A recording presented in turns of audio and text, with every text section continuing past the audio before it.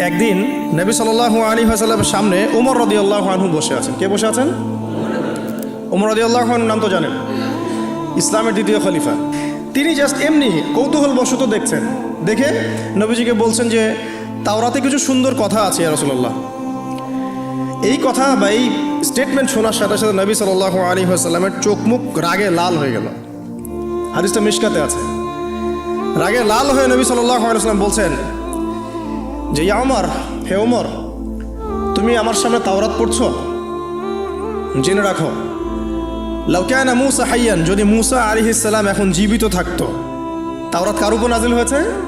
মূসা। তাওরাত পড়ছো আমার সামনে, তাওরাত যার উপর নাজিল হয়েছে সেই মূসা আলাইহিস সালাম যদি জীবিত থাকতো এখন, ফাত্তাবা'তুমুহু, আর তোমরা আমাকে বাদ দিয়ে তার অনুসরণ করতে, ওয়া তারাকতুমুনি, আমাকে ছেড়ে দিতে, লা দালালতুম আন সাওয়াইস সাবিল, তাহলে তোমরা অবশ্যই পথভ্রষ্ট হয়ে যেতে।